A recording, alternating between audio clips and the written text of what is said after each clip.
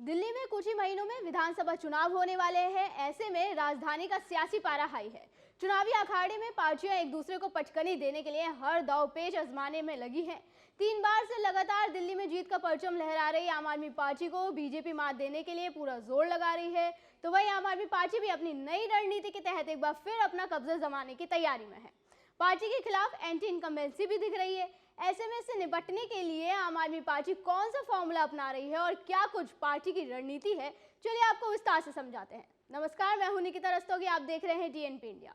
पिछले विधानसभा चुनाव में दिल्ली की 70 में से 62 सीटों पर जीत हासिल करने वाली आम आदमी पार्टी अब तक 31 सीटों पर अपने उम्मीदवार घोषित कर चुकी है।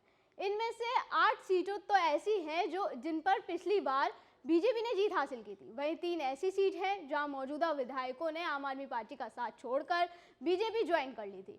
और अगर इन 11 सीटों को छोड़ दें तो बाकी बची 20 सीट में से 18 सीट पर पार्टी ने अपने वर्तमान विधायकों के टिकट काटकर नए चेहरों को मौका दिया है। केवल 2 मौजूदा विधायकों मनीष सिसोदिया और राखी बिरलान को ही दोबारा टिकट मिला है।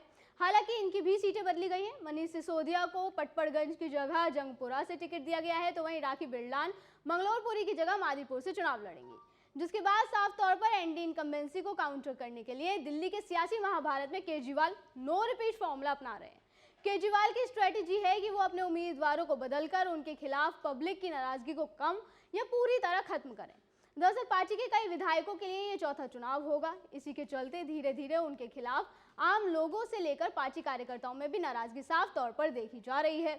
वहीं पिछले 5 साल में मनीष सिसोदिया, सत्येंद्र जैन और संजय सिंह समेत आम आदमी पार्टी के वरिष्ठ नेताओं पर भ्रष्टाचार के गंभीर आरोप लगे। उन्हें जेल भी जाना पड़ा और सीएम तक बदलना पड़ा। उसे देखते हुए पार्टी एंटी इनकम्बेंसी फैक्टर को नजरअंदाज नहीं कर रही है। ऐसे में पार्टी की तरफ से नो रिपीट का फॉर्मूला अपनाया जा रहा है। वैसे तो ये फॉर्मूला अक्सर बीजेपी अपनाती आई है, चाहे वो उत्तर प्रदेश हो, मध्य प्रदेश हो, राजस्थान हो या फिर हरियाणा।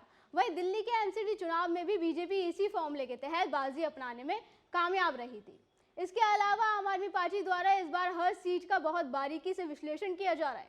विधायकों की परफॉर्मेंस, उनके प्रति जनता का फीडबैक और विरोधी उम्मीदवारों से मिलने वाली चुनौतियों को ध्यान में रखते हुए इस बार कैंडिडेट का चयन किया जा रहा है। चर्चा तो ये भी हो रही है कि मनीष सिसोदिया के बाद खुद अरविंद केजरीवाल भी नई दिल्ली के बजाय किसी दूसरी सेफ सीट से चुनावी मैदान में उतर सकते हैं। इसके अलावा पार्टी कई पार्षद को भी इस बार मौका देगी। इसका फायदा ये होगा कि अगर वो जीत गए तो विधायक बन जाएंगे, वरना पार्षद तो रहेंगे और इससे पार्टी को भी ज्यादा नुकसान नहीं होगा।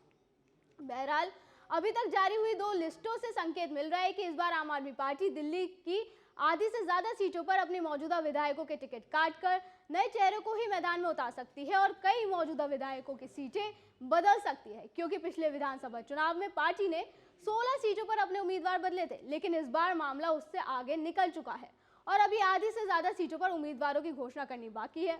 अब देखना यह होगा कि आम आदमी पार्टी की ये रणनीति कारगर साबित होती है या नहीं। अभी के लिए इतना ही। आप देखते रहिए डीएनपी इंडिया। नमस्कार।